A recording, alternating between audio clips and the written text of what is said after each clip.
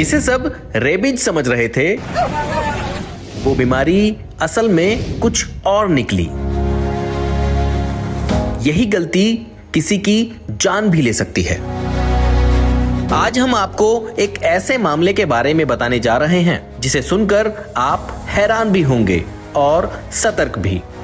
UP के मिर्जापुर से एक चौंकाने वाला मामला सामने आया है, जहां एक छोटे बच्चे को कुछ महीने पहले कुत्ते ने काट लिया था। शुरुआत में सब कुछ सामान्य लगा, घाव भी ठीक हो गया और परिवार ने सोचा कि अब खतरा टल गया है। लेकिन कुछ समय बाद बच्चे के व्यवहार में अचानक बदलाव आने लगा। वो बिना वजह डरने लगा, घबराने लगा और सबसे हैरान करने वाली बात, वो कुत्तों की तरह भौंकने भी लगा। ऐसी स्थिति में इस तरह के मामले को देखने के बाद कोई भी यही कहेगा कि ये रेबीज के लक्षण हैं, जिसके बाद डॉक्टर्स ने भी जांच के बाद इसे रेबीज के संदिग्ध लक्षण माना और तुरंत इलाज शुरू किया। लेकिन जो सच सामने आया वो आपको आगे बताएंगे। उससे पहले समझिए कि आखिर रेबीज क्या होता है। रेबीज एक वायरल बीमारी है जो आमतौर पर संक्रमित जानवर के काटने से फैलती है, जैसे कुत्ता, बंदर, बिल्ली या चमगादड़। ये वायरस सीधे हमारे नर्वस सिस्टम यानी दिमाग और नसों पर हमला करता है। सबसे खतरनाक, जब इसके लक्षण दिखने शुरू हो जाते हैं तो मरीज को बचाना बेहद मुश्किल हो जाता है। लेकिन इस केस में जो बात निकलकर सामने आई वो हैरान करने वाली थी। डॉक्टर्स ने बताया कि करण को डिसोसिएटिव कन्वर्जन डिसऑर्डर हुआ है और ये भी बताया कि इंसान रेबीज के कारण नहीं भौंकते। अब जरा हम डॉक्टर से समझते हैं कि आखिर ये डिसोसिएटिव कन्वर्जन डिसऑर्डर होता क्या है। रेबीज एक सीरियस और जानलेवा बीमारी है।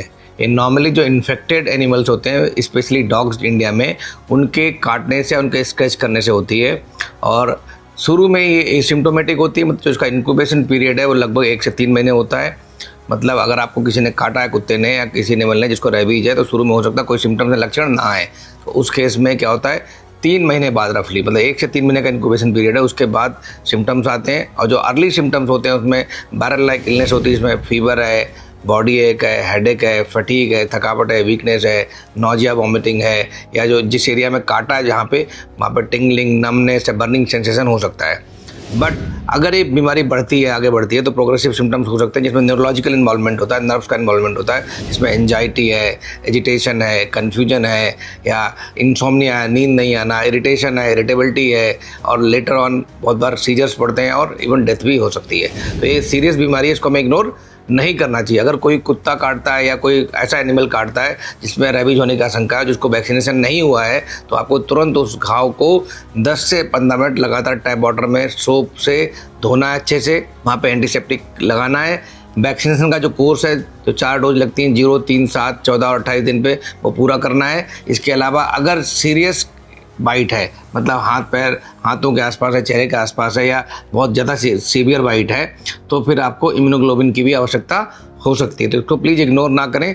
लेकिन अभी एक ऐसा केस आया जिसमें देखा गया है कि एक बच्चा जो है, जिसको हिस्ट्री थी डॉग बाइट की, जिसने इनकम्प्लीट वैक्सीनेशन लिया था, उसके अंदर इस तरह के सिम्टम्स आए थे, बट डॉक्टरों ने सारा रूल आउट करके उसको रेबीज नहीं है बताया कि सिम्टम्स जो हैं वो हो सकता है कुछ मेंटल इलनेस की वजह से हों, तो एक डिसोसिएटेड कन्वर्जन डिसऑर्डर उसकी वजह से हैं।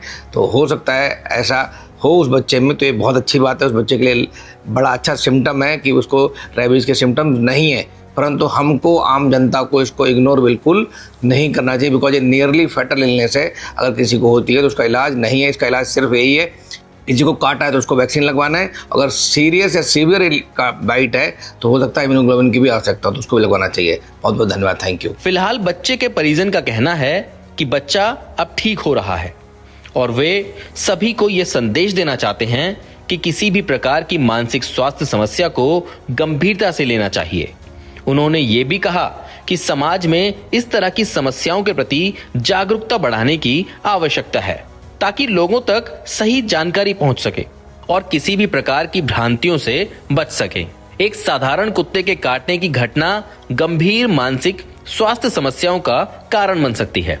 इसलिए सभी को चाहिए कि वो अपने बच्चों के मानसिक स्वास्थ्य पर ध्यान दें और किसी भी प्रकार की समस्या होने पर तुरंत डॉक्टर से सलाह लें। हेल्थ से जुड़ी ऐसी कई और जानकारी के लिए फेलिक्स हॉस्पिटल के यूट्यूब चैनल को सब्सक्राइब करें और अपने सवाल कमेंट बॉक्स के जरिए हम तक पहुंचाएं। और डॉक्टर की अपॉइंटमेंट के लिए दिए गए नंबर 9810455953 पर संपर्क करें।